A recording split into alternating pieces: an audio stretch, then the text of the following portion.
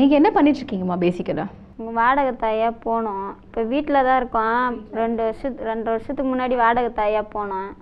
உங்களுக்கு யார் வந்து உங்களை கூப்பிட்டாங்க இந்த மாதிரி வாடகை தாய் தேவைப்படுது அப்படின்ற விஷயத்த யார் சொன்னாங்க? ஏஜென்ட் ஒருத்தர் சொன்னாங்க. ஏஜென்ட் இருக்காங்க. ஆனால் வந்து சொன்னது வந்து பக்கத்து வீட்டில் ஒரு அக்கா குழந்தை பெற்று கொடுத்துட்டு வந்தாங்க. ஏற்கனவே வந்து வாடகை தாயாக இருந்தவங்க உங்ககிட்ட சொன்னாங்க குழந்தை பெற்று கொடுத்துட்டு வந்தாங்க. சரின்னு எங்கள் வீட்டுக்காரர் அடிக்கடி போலீஸ் பிடிச்சின்னு போயிடுவாங்க. என்ன வேலை பார்க்குறாருமா உங்களுடைய? எங்கள் வீட்டுக்காரர் வந்து பெயிண்டிங் வேலை பார்க்குறாங்க. எதுக்காக வந்து போலீஸ் பிடிச்சிட்டு? அதுக்கு முன்ன வந்து ரவுடியாக இருந்தார். அவர் கல்யாணம் ஆகாது முன்னே ரவுடியாக இருந்தார்.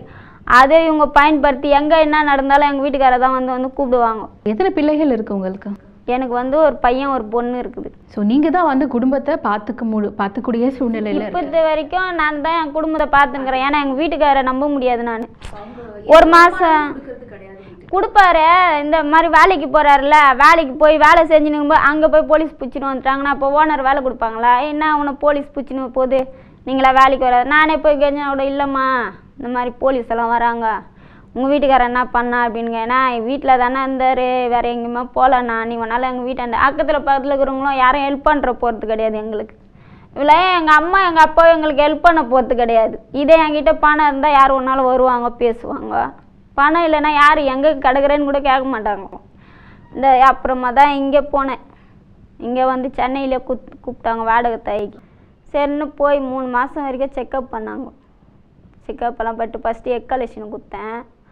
எக்காலேஷன் கொடுத்துட்ட பேர் அப்புறமா இந்த வாடகை தாய்க்கு போனேன். எந்த பிரச்சனையும் இல்லாத அளவுக்கு பெற்றும் கொடுத்துட்டேன். நான் ஒரு கஷ்டம்னா அந்த குழந்தைய பார்க்க முடியலையே, அதுதான் ஒரு மனசு கஷ்டம். இன்னமும் இருக்கும்.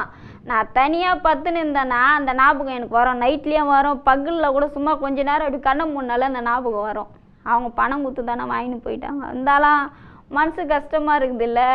9 மாதம் வச்சுருந்தேன். யாராத்தான் கொஞ்சம் நாச்சு கலந்து இருக்காது. அப்படி நீங்கள் பெற்று கொடுக்குற குழந்தை யார்கிட்ட போய் சேருதுன்னு நீங்கள் தெரியுங்களா? உங்களுக்கு தெரியாது. அது வந்து டாக்டர்ஸ் உங்ககிட்ட சொல்கிறதும் கிடையாது, சொல்லவும் மாட்டாங்க. மீறி கேட்டால் என்னன்றாங்க, என்னம்மா நீ காசு கோசம் தானேம்மா குழந்தை பெற்று தரேன்னு. நான் குழந்தையப்பானா என்ன, நீ உங்கள் வீட்டுக்காரர் சேர்ந்து அந்த குழந்தை பிறகுது, குழந்தைக்கு உரிமையானவங்க அவங்க எடுத்துன்னு போயிட்டாங்க, நீ ஏம்மா அந்த குழந்தையெல்லாம் கேட்குற அப்படின்வாங்க.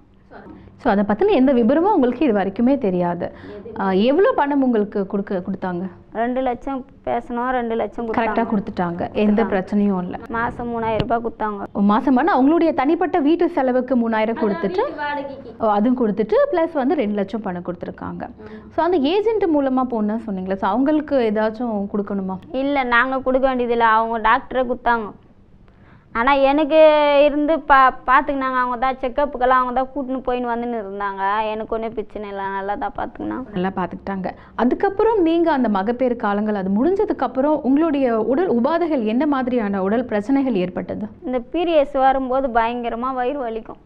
வயிறு வலிக்கும், இடுப்பு வாமிட் பண்ணுவேன், சாப்பிடவே முடியாது. 4 நாளைக்கு சாப்பிடவே மாட்டேன். அப்படியே தான் பத்துன்னு இந்த காலை எடுத்து வயிற்றுல வச்சுன்னு பத்துன்னு இருப்பேன். ஃபோன் பண்ணி கேட்பேன், மேடம் எனக்கு ரொம்ப முடியல, வயிறு வலிக்குதுன்னா அவங்க சொல்லுவாங்க, ஐயோ பேஷண்ட்டெல்லாம் நிறைய இருக்கிறாங்கம்மா, நான் ரொம்ப பிஸியாகிறேம்மா, நாளைக்கு வா அப்படின்னுவாங்க. நாளைக்கு வா, நான் இன்றைக்கி எனக்கு உடம்பு சரியில்லைன்னு சொல்கிறேன், நாளைக்கு வா, நான் நாளைக்கு வந்து என்ன பண்ண சொல்கிறேன், என்ன இப்போ நீ பார்க்க முடியுமா முடியாதான்னு. நான் ரூடாக பேசுகிறேன், எங்கே போய் சொல்லுவேன், இப்போ சொல்லு போய், எனக்கு ஒன்றும் பயம் இல்லைண்ணா. நான் எல்லாம் சொன்னேன்னு வச்சுக்க, நீ ஹாஸ்பிட்டலே வச்சு நடத்த மாட்டேன் அப்படின்ட்டு நான் கேட்பேன். என்னம்மா அந்த மாதிரிலாம் பேசுகிற அப்படின்னா. அந்த 1 மாதம் வந்து நீங்கள் கஷ்டப்பட்டீங்க? 1 மாதம் இல்லை, இப்போ கூட தான். இப்போ வரைக்கும் அது இருந்துட்டுருக்கு அந்த வரைக்கும். இப்போ பரவாயில்ல, ஓரளவுக்கு லேசாக இருக்குது. மற்ற ஹாஸ்பிட்டலில் போய் அங்கே ஆர்எஸ்ஆர் ஹாஸ்பிட்டல் ஒன்றுக்குது, அங்கே போய் பார்த்தேன். கவர்மெண்ட் ஹாஸ்பிட்டலில் பார்த்தேன். இப்போ கொஞ்சம் பரவாயில்ல. அந்த மாதிரி துடிப்பை நான் இது பண்ணிட்டு அப்போ வந்து ஒரு கேர்லெஸ்ஸாக பேசுவாங்க அவங்க. அந்த மாதிரி இருக்கக்கூடாதுன்றேன். இப்போ எங்களாட்ட எவ்வளோ பெண்கள் வந்து இந்த மாதிரி குடும்ப கஷ்டத்தினால வராங்க, அவங்களுக்கும் இந்த நிலைமை தானே வரும். சப்போஸ் அதாலேயே எதனா தற்கொலை பண்ணின்னு செத்துடுறாங்க. உங்கள் வேலை முடிகிற வரைக்கும் தானே நீங்கள் பார்க்குறீங்க. இனிமேல் அந்த மாதிரி இருக்கக்கூடாது, எங்களுக்குன்னு சொல்லிட்டு நீங்கள் பார்க்கணும். ஸோ இப்போ அது மூலமாக நீங்கள் வாங்கின அந்த பணத்தை உங்களுடைய குடும்ப கஷ்டத்துக்கு நீங்கள் சமாளிச்சிட்டிங்களா? குடும்ப கஷ்டம் எங்கே, கோர்ட்டு ஜெயிலு வக்கீல் எங்களுக்கு தான் போச்சு. திருப்பியும் அந்த கடத்தில் தான் இருக்கிறேன். எங்களுக்கு நிம்மதியே கிடையாது. ஒன்று அது வந்து எங்கள் வீட்டுக்காரர் சாவாக இருக்கலாம், இல்லை என் சாவாக இருக்கலாம் அப்படின்னு இருந்தால் தான் எங்கள் லைஃப்பில் நிம்மதியாக இருக்க முடியும். இல்லைன்னா எங்களுக்கு முடிவே கிடையாது. ஸோ இன்னமும் பிரச்சனைகள் தொடர்ந்து தான் இருக்கு. தொடர்ந்து தான் இருக்குது. ஓகே, இனிமேலும் நீங்கள் வந்து இந்த வாடகை தாய்களை வந்து அப்ரோச் பண்ணாங்கன்னா நீங்கள் மேலும் இதை செய்கிறதுக்கு தயாராக இருக்கீங்களா? மறுபடியும் நீங்கள் பண்ணலான்னு இருக்கீங்க? தொடர்ந்து இதுதான் நீங்கள் பண்ண போகிறீங்க? தொடர்ந்து இல்லை, இப்போ அந்த குறிப்பிட்ட வயசு இருக்கிற வரைக்கும் தான் நாங்கள் போக முடியும். இப்போ எனக்கு 30 வயசு ஆகுது. இப்போ அது 35 வயசு வரைக்கும் தான். இதுக்குன்னு ஒரு வயது வரம்பு இருக்குங்களா? 35 வயசுக்குள்ளே தான் பண்ணணும்னு இருக்கு. ஆமாம், அதுக்கு மேலெல்லாம் கர்ப்பப்பை இதுவாக இருக்காதுன்னு சொல்லுவாங்க, சுருங்கிடும். அதால் வந்து செய்ய முடிய குழந்தை பெற்றுக்கு இது கிடையாது. அதெல்லாம் நான் மறுபடியும் போவேன். சரிம்மா, நீங்கள் சொல்லியிருந்தீங்க தாம்பரத்துக்கு வந்து நாங்கள் மருத்துவ முகாமுக்கு போய் ரத்தம் கொடுப்போம்னு சொல்லிட்டு. ஸோ அதை பற்றி நீங்கள் சொல்லுங்கள். 6 மாதத்துக்கு ஒரு வாட்டி போய் கொடுப்போம். 6 மாதத்துக்கு ஒரு வாட்டி கொடுப்பீங்க. எவ்வளோ எடுப்பாங்க அவங்க? 80 ml 90 ml 80 ml 90 ml. என்ன அவங்களுக்கு பேமெண்ட் கொடுக்குறாங்க பணம்? ஒரு 3 மாதத்துக்கு ஒரு வாட்டி ஒரு ரேட்டு ஏறும். ஃபஸ்ட்டில் 5000 ரூபாய் கொடுத்தாங்க, அப்புறம் 6000 ரூபாய், அப்புறம் 7000 ரூபாய், 8000 ரூபாய். ஸோ இது வரைக்கும் நீங்கள் எத்தனை தடவை கொடுத்துருப்பீங்க?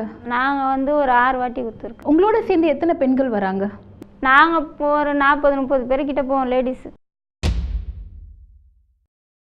வறுமைதான் புரட்சிக்கும் குற்றத்திற்கும் அடித்தளம். இதை மறுபடியும் நினைவுபடுத்துறதுக்கு காரணம், இந்தியாவில் வறுமைக்காக கல்லீரலிருந்து கருப்பை வர விற்க தயாராக இருக்கும் மக்களை நம் கண்ணெதிரே பார்க்க முடியுது.